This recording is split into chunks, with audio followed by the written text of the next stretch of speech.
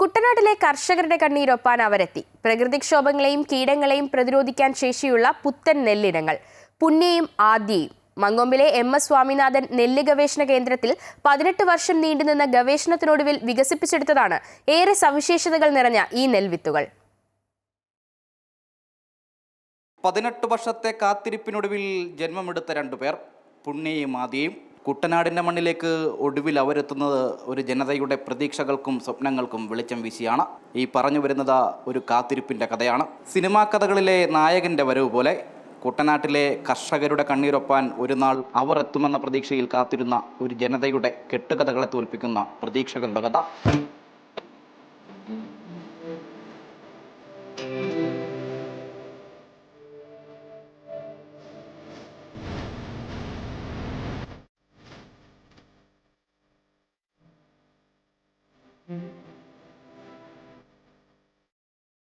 കഥ ആരംഭിക്കുന്നത് 18 വർഷങ്ങൾക്ക് മുൻപ് മങ്കൊമ്പിലെ ഡോക്ടർ എം.എസ്. സ്വാമിനാഥൻ സ്മാരക നെല്ല് ഗവേഷണ കേന്ദ്രത്തിലാണ്. മാറുന്ന കാലാവസ്ഥയോട് പൊരുതി നിൽക്കുന്ന വിത്തിനങ്ങളുടെ പിറവിക്കായുള്ള ഗവേഷണം ആരംഭിക്കുന്നത് 2007-2009 കാലഘട്ടത്തിലാണ്.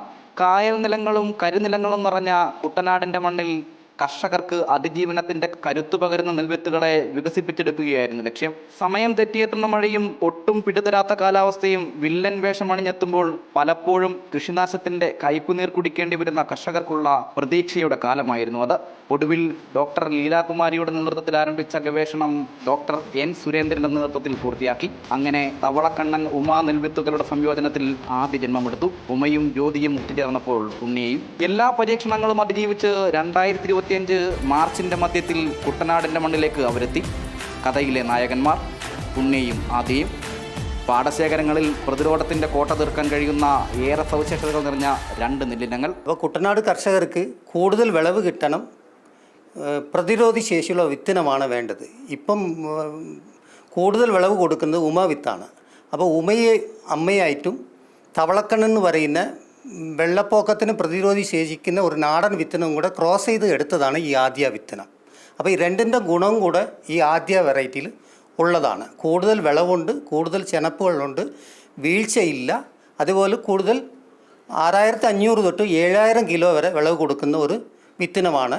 തവളക്കണ്ണൻ്റെ ഗുണം പോലും വെള്ളത്തിനെ പ്രതിരോധി ശേഷിക്കാനുള്ള കഴിവുള്ളതാണ്. ആദ്യത്തെ കാലഘട്ടങ്ങളിൽ നെല്ലിൻ്റെ ആദ്യത്തെ കാലഘട്ടം എന്ന് പറയുമ്പോൾ 30-40 ഇടയ്ക്ക് ഒരു വെള്ളപ്പൊക്കം വന്നു കഴിഞ്ഞാൽ അതിനെ പ്രതിരോധി ശേഷിക്കാനുള്ള ഒരു വിത്തനമാണ് ഈ ആദ്യ.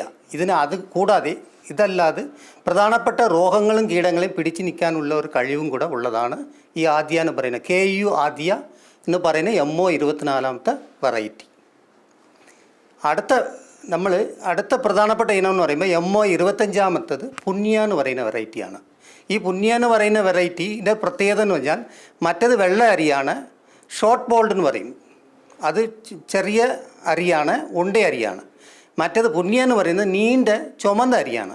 ഇതിന് രുചി കൂടുതലാണ്. അതായത് നമ്മൾ ഇത് ജ്യോതിയും ഉമയും കൂടെ സങ്കരണം ചെയ്ത് വികസിപ്പിച്ച് എടുത്തതാണ്. അതുകൊണ്ട് ജ്യോതിയുടെ ഗുണം കൂടുതലുണ്ട്. ഇതിന് രുചി കൂടുതലുള്ളതാണ് ഈ പുണ്യ എന്ന് പറയുന്ന വെറൈറ്റി.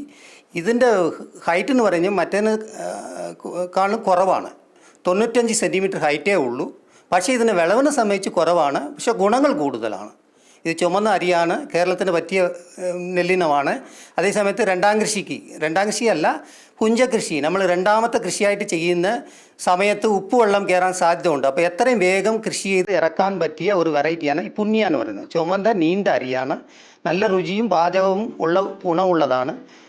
കണ്ടുതുറപ്പൻ, മുഞ്ഞ, അതുപോലെ പോള രോഗം, പുള്ളിക്കുത്ത് രോഗം, ഇതിനെല്ലാം പ്രതിരോധിക്കാനുള്ള ഒരു വിത്തനമാണ് പുണ്യ. കുട്ടനാട്ടിലെ നെൽകർഷകർക്കിനി കാത്തിരിപ്പ് 1 വർഷം കൂടി മാത്രം. 1 വർഷത്തിനപ്പുറം അവർക്കിടയിലേക്ക് പുണ്യയും ആദ്യയും എത്തും. ഇന്നലകളിലെ കണ്ണുനീരിന് പുഞ്ചിരിയുടെ പാക്ഷ്യം ചമയ്ക്കാൻ. പലപ്പോഴും തോറ്റുപോയിടത്തു നിന്നും ആദ്യമായി ജീവിതത്തിന്റെ പുണ്യ സാക്ഷാത്കാരത്തിലേക്ക് പ്രതീക്ഷയോടെ അവർ കാത്തിരിക്കുകയാണ്. മണ്ണിനെ പൊന്നാക്കുന്ന മണ്ണിന്റെ മക്കൾ.